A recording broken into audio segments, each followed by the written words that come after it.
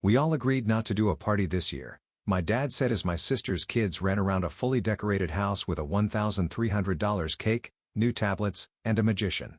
Mom added, "Don't make this about you."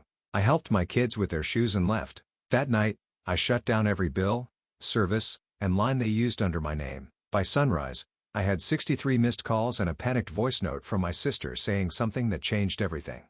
My name is Timothy Clark. I'm 34 years old. And if there's one thing I've learned about family, it's this. The person who pays for everything is usually the last one anyone thinks about. For 8 years, I've been the silent engine behind my parents' household. The electric bill that keeps their lights on, mine. The internet they use to video call my sister in Arizona, mine. The property insurance that protects the house I grew up in, also mine. I started covering things when Dad's hours got cut at the plant.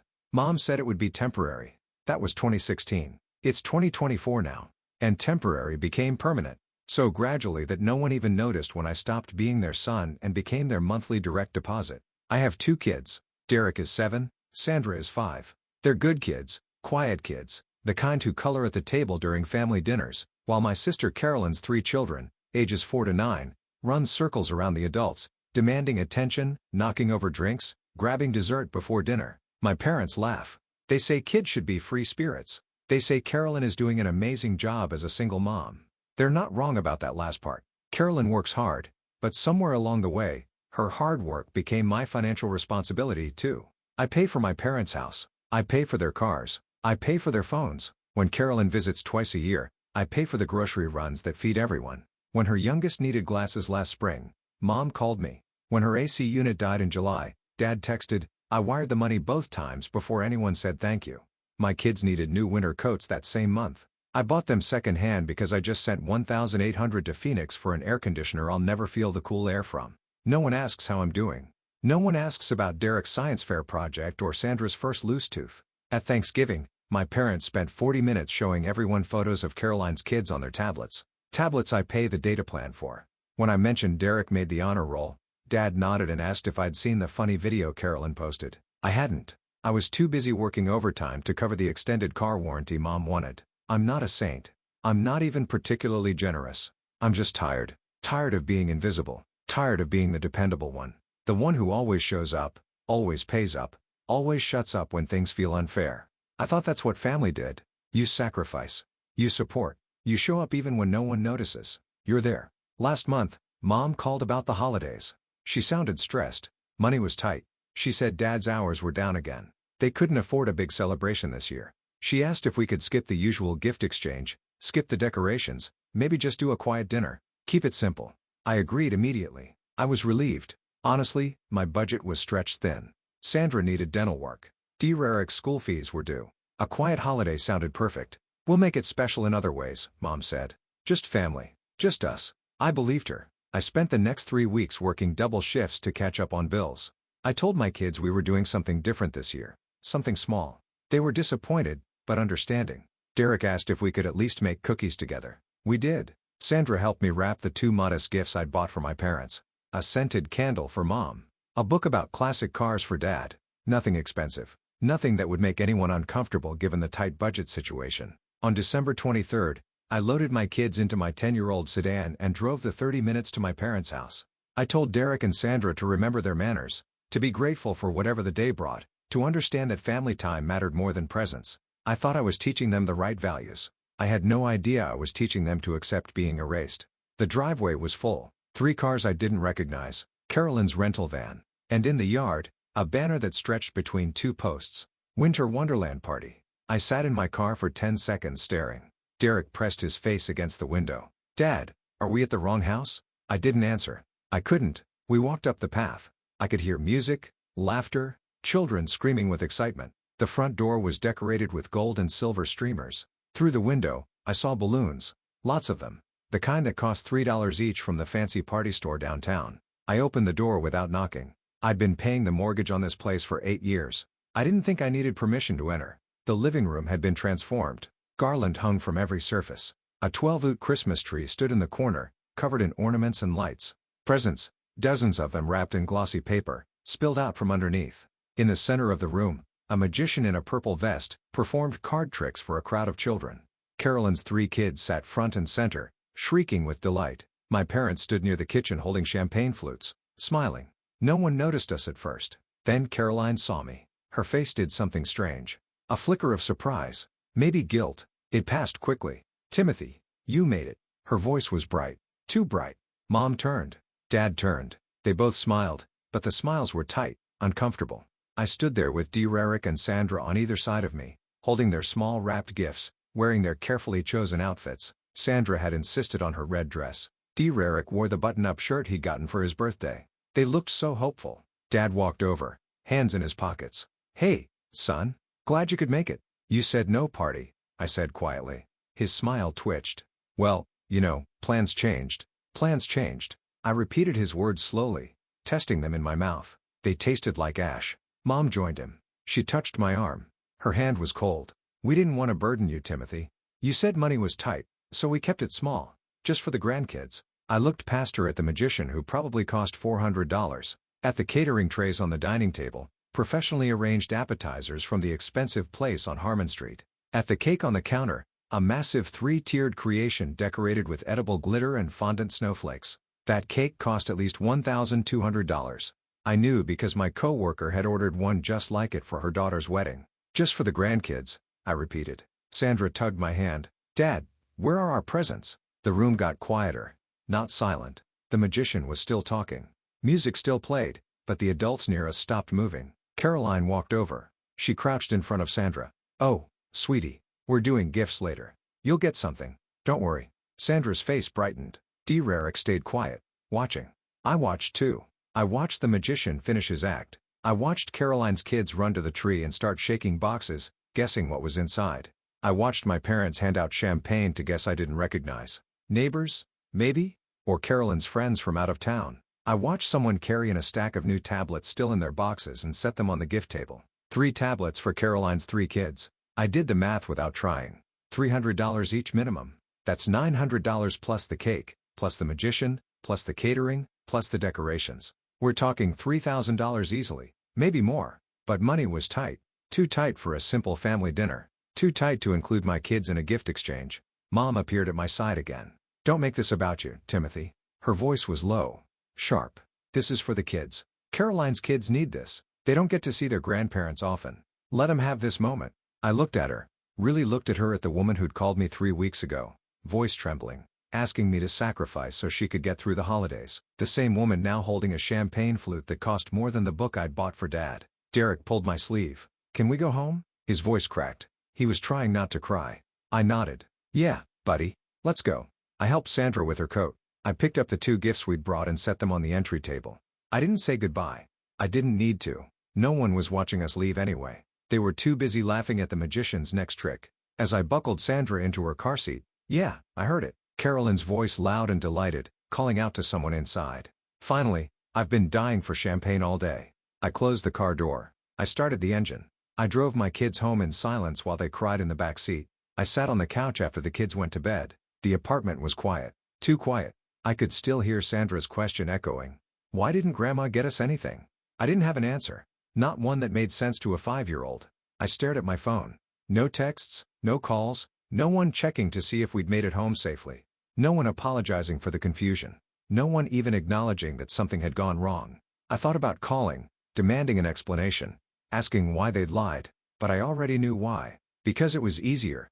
Easier to exclude me than to include me, honestly. Easier to let me believe we were all sacrificing together than to admit they'd simply chosen not to sacrifice for my kids. The apartment felt smaller that night. I'd always told myself it was enough. 2 bedrooms, decent heating, safe neighborhood. But sitting there in the dark, I realized I'd been making it enough by cutting corners everywhere else. I bought my furniture secondhand so I could wire money to my parents. I skipped the car upgrades so I could cover their insurance. I worked weekends so Caroline's kids could have new tablets while mine shared a 7-year-old device with a cracked screen. I wasn't angry yet. I was numb. Numb and tired and so deeply sad I could barely breathe. I kept replaying the moment. The banner, the balloons, the magician, the cake. My mother's face when she said, "Don't make this about you." But it was about me. It had always been about me. About my money, my sacrifice, my silence.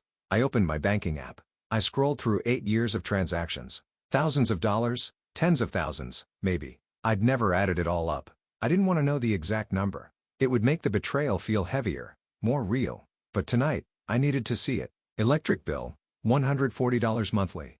8 years, $13.40. Internet, $80 monthly, 8 years, 7 times $280. Car insurance, 2 vehicles, $220 monthly, 8 years, $2,920. Property insurance $190 monthly, 8 years, 18 to 240. Phone lines, 3 devices, $150 monthly, 8 years, $14,400. Emergency funds, varying amounts. Conservative estimate, $24,000. Total $9,880, just under $100,000.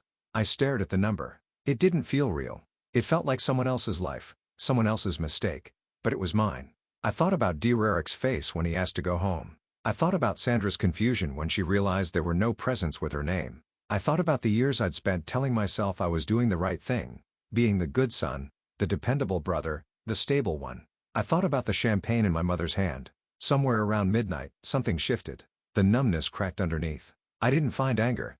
Not yet.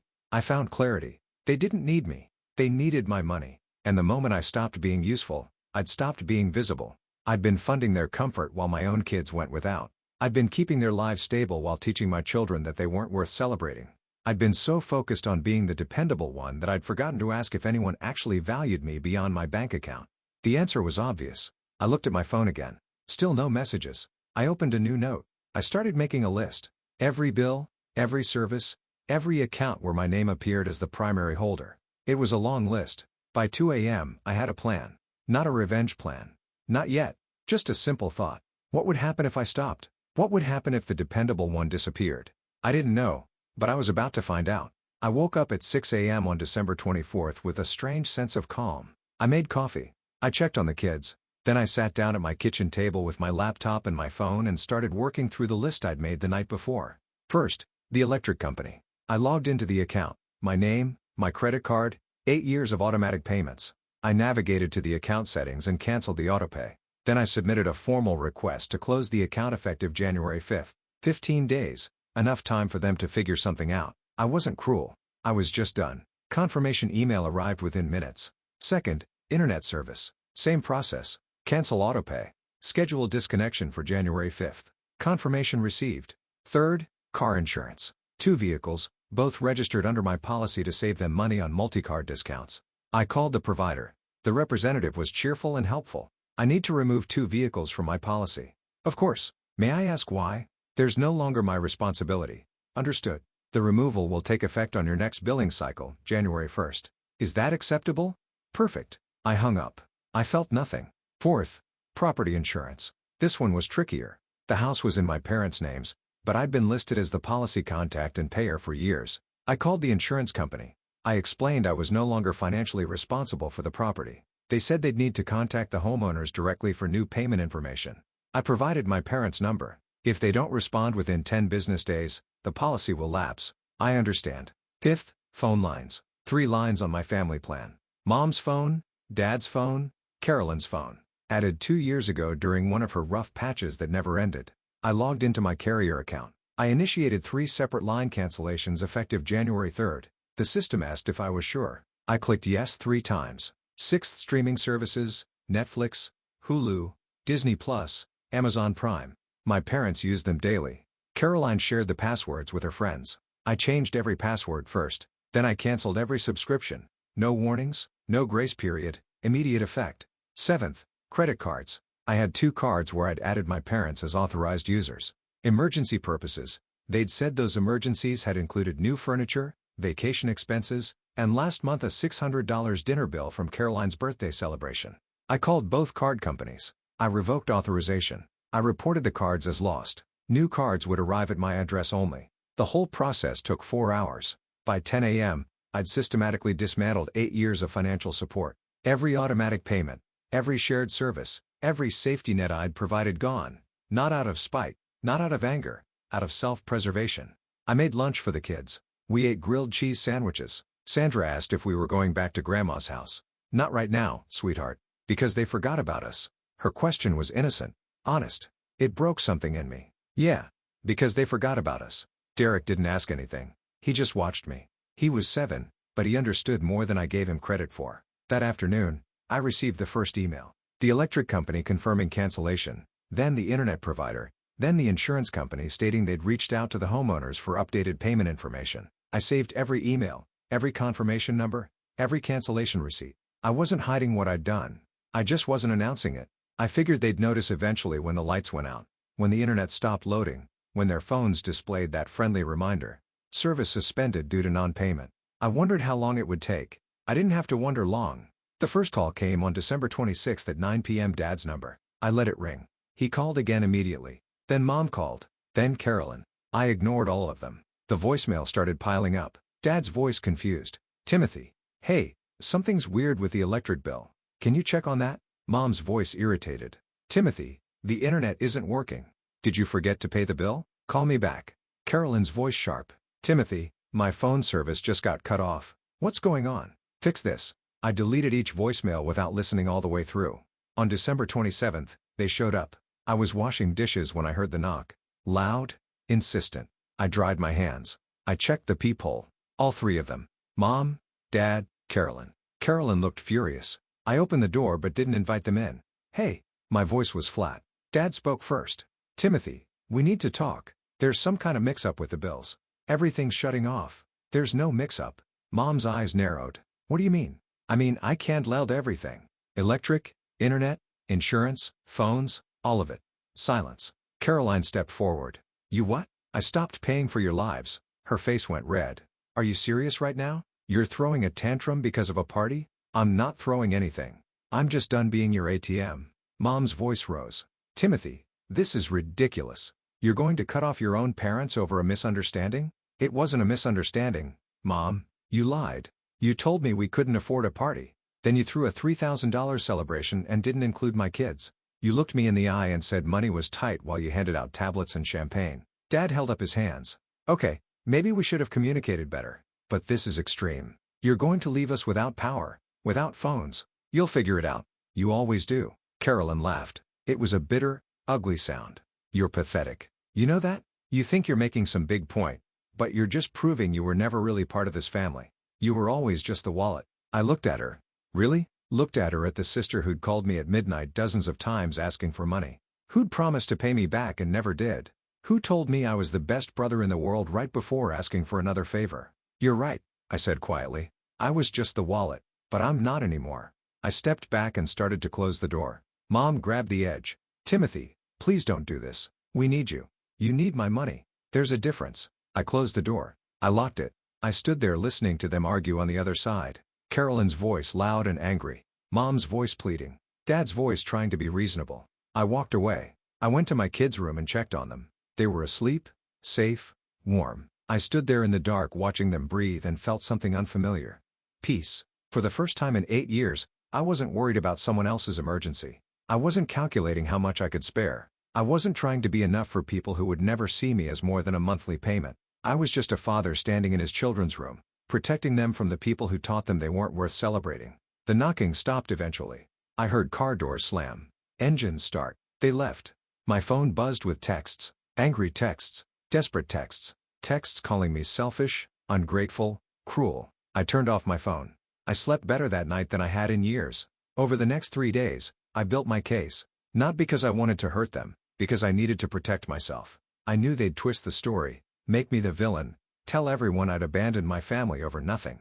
I needed proof. I started with bank statements. I downloaded 8 years of records. I created a spreadsheet. Every payment I'd made to their household, every wire transfer, every Venmo, every check, I color-coded it. Blue for utilities, green for insurance, red for emergency funds, yellow for Caroline's expenses. The spreadsheet was 23 pages long. I pulled phone records. I had texts going back years. Messages from Mom asking for grocery money. Messages from Dad saying the car registration was due. Messages from Carolyn asking if I could loan her $500 for rent, then another $500 the next month. Then another. I made a folder labeled Loans Never Repaid. It contained 42 requests spanning 6 years. Total amount $1,8400. I gathered email confirmations, every service cancellation, every policy change, every automated message saying your payment method has been updated or your autopay has been canceled. I saved them all. I pulled screenshots from social media, Caroline's Instagram public and active, photos from the party I wasn't invited to, the cake, the magician, the tablets, the banner. She'd posted everything. Tagged everyone except me. The caption on one photo read, "Best Christmas ever. So grateful Grandma and Grandpa went all out for my babies." I saved that one separately. I found the text from Mom sent 3 weeks before the party. The ones where she'd said money was tight, where she'd asked me to skip gifts this year, where she'd promised we'd make it special in other ways. I put those next to the Instagram photos. The contrast was damning. I backed everything up. Cloud storage, external hard drive, email to myself. I wasn't taking chances. Then I did something I hadn't expected. I called a lawyer. Not because I wanted to sue. Because I wanted to know where I stood legally. The house, for example. I'd paid the property insurance for 8 years. Did that give me any claim? The cars I'd insured, could they come after me if there was an accident now that coverage had lapsed? The lawyer was straightforward. You have no legal obligation to support your parents financially unless there's a written agreement or court order. You can stop paying anytime. As for the insurance, you're not liable for their choices after you've canceled coverage. But I'd recommend you document everything. Emails, cancellation confirmations, dates. Cover yourself. I already have. Good. Then you're protected. I thanked him. I paid his consultation fee, $200. The first money I'd spent on protecting myself instead of funding someone else's comfort. On December 30th, the messages got worse. Caroline sent a voice note 3 minutes long. I almost deleted it, but something made me listen. Her voice was different. Not angry. Scared. "Timothy. Okay, I get it. You're mad. But you can't just cut us off like this. Mom and Dad are freaking out. The electric company is threatening to shut everything off. The insurance has lapsed, which means they can't even drive to work. Dad's phone is off, so his boss can't reach him. This isn't just about you being petty. This is affecting real people, real lives. My kids are asking why Grandma's house is so cold. They're asking why we can't FaceTime anymore. I don't know what to tell them. Just call me back, please. We can fix this." I listened to the whole thing. Then I listened again. Real people, real lives. As if my kids weren't real. As if their confusion and hurt at being excluded wasn't real. As if the $100,000 I'd quietly handed over for 8 years was imaginary. I saved the voice note. Then I recorded my own. Not to send. Just to say the words out loud. To make them real. "You called me pathetic. You said I was never part of the family. You were right. I was never family. I was a bank account with a heartbeat. And now the account is closed. I didn't send it. But I saved it because someday if they tried to rewrite history, I'd have my own voice to remind me who I'd been in that moment. Someone who finally chose himself." January 3rd arrived, the cutoff date for most services. I woke up to 57 missed calls. I made coffee. I checked on the kids. I let the phone keep ringing. Finally, at 10 a.m., I answered. It was Mom. Her voice was barely controlled. "Timothy, please. The power just went out. They shut everything off. Your father can't work from home without internet. I can't even call for help because my phone is disconnected. We had to drive to a neighbor's house just to call you. Please turn it back on." "No." Silence. "What do you mean no?" "I mean, I'm not turning anything back on. Those services were in my name. I paid for them. I chose to stop. That's my right." "Timothy, you're being cruel." "I'm being fair. You had 8 years to treat me like family. You chose not to. Now you get to stand on your own." I hung up. Carolyn called immediately. I answered. "You smug piece of careful," I interrupted.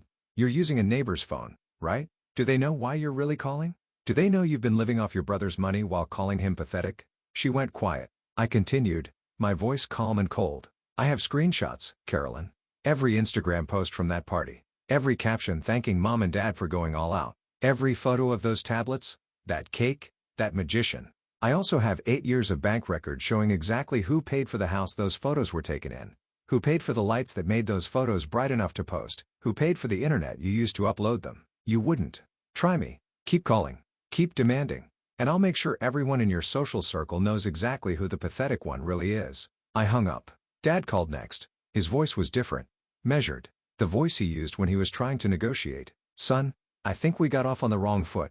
Let's meet for coffee. Let's talk this through like adults." "We're done talking, Dad." "Timothy, come on. Family doesn't lie about budget problems while throwing $3,000 parties. Family doesn't exclude a man's children from celebrating with their cousins. Family doesn't use someone for 8 years and then act shocked when he stops letting them. We didn't use you. We appreciated everything you did. Show me the thank you cards. Show me one birthday present you bought my kids with all the money you saved by not paying your own bills. Show me one time you put them first instead of Carolyn's kids." He couldn't. He didn't even try. "I'll tell you what," I said. "I'm emailing you something.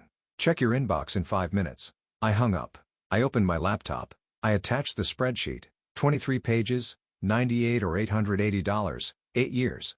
Every single payment itemized, categorized, dated. Subject line, here's what you appreciated. Body, you're welcome. And goodbye. I hit send. Within 10 minutes, my phone exploded. Texts, calls, voicemails, all variations of the same theme. How dare I? How could I?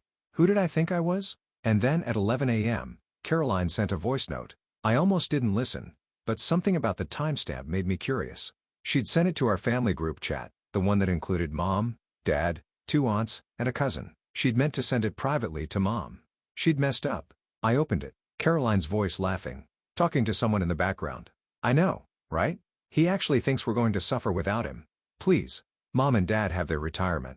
I've got my income. We'll just have to actually budget like normal people instead of having our personal ATM. Honestly, it's kind of hilarious. He thinks he's so important. He's been crying about those stupid kids not getting presents, but like they weren't even part of the original plan. Mom invited him last minute because she felt guilty. We all agreed it was easier to just do it for my kids this year. Timothy's kids are boring anyway. They just sit there. At least mine are fun. Background laughter. A voice that sounded like Mom. I know, honey. He'll get over it. He always does. More laughter. Besides, he's too stupid to actually follow through.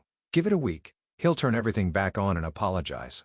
He always needs us more than we need him. The voice note ended. I sat there staring at my phone. They'd sent it to the family group chat, which meant everyone heard it, which meant I wasn't the only one who now knew the truth. I didn't respond. I didn't need to. I just waited. The fallout was swift. By January 4th, my aunt had called. She'd heard the voice note. She'd heard everything. She apologized for not noticing sooner. She said she'd always thought I was being generous, not being used. She said if I ever needed anything, she was there. Not for money, just to talk. It meant more than she knew. My cousin sent a text. I'm sorry. I had no idea. That voice note was disgusting. You deserve better. I didn't respond to everyone. I didn't need to. The truth had done its work. Mom called on January 6th. She was crying. Timothy, please. People are asking questions. They heard what Carolyn said. They think we're monsters. You are, I said quietly. You used me for 8 years. You excluded my children. You lied to my face. And when I stopped letting you, you called me pathetic. The only thing Caroline's voice note did was prove I was right to walk away. We didn't mean it like that. We were just venting. We were frustrated. You were honest. For the first time in 8 years, you were honest. And I'm grateful because now I don't have to wonder if I made the right choice. She sobbed. She begged. She promised things would be different. I didn't believe her. Goodbye, Mom. I hung up. I blocked her number. I blocked Dad's. I blocked Carolyn's. I blocked everyone who'd known what was happening and said nothing. By January 10th, I heard through my aunt that they had to move. The house went into foreclosure. Without my payments, they couldn't cover the mortgage. They tried to negotiate, tried to prove hardship, but the bank didn't care. They lost it in March. Carolyn moved back in with them wherever them ended up. Some apartment 2 towns over. Smaller, cheaper, no room for parties. The tablets got sold to cover deposits. I didn't feel victorious. I didn't feel happy about their struggles. I just felt free. Free from the weight of their expectations. Free from the guilt of never being enough. Free from the role I'd been playing for so long. I'd forgotten it was a role at all. I took my kids to the park that weekend. We fed ducks. Sandra laughed when one stole her bread. Dear Eric asked if we could come back tomorrow. I said yes because I could because my weekends were mine again. Because I wasn't working double shifts to fund someone else's dream life. That night, I sat on my couch with a notebook. I wrote down everything I'd been putting off, things I'd wanted to do, places I wanted to take my kids. A modest vacation, maybe. Nothing extravagant, just something that was ours. I started a new savings account just for us, for emergencies that were actually ours to handle. I slept better. I smiled more. I stopped checking my phone every 5 minutes, waiting for the next crisis, the next demand, the next guilt trip disguised as a request. In February, Derek asked about Grandma. Do you think she misses us? I thought about it. I thought about the truth. I thought about what he needed to hear. I think she misses what I gave her, I said carefully, but that's not the same as missing who we are. He nodded. He understood more than I wanted him to. Are we going to see her again? Not for a while, buddy.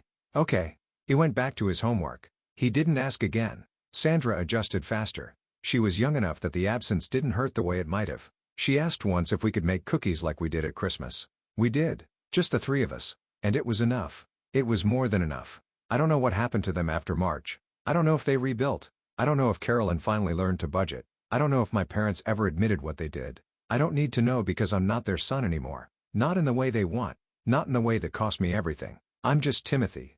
A father. A man who chose his kids over people who saw him as a transaction. And for the first time in 8 years, that's exactly who I want to be.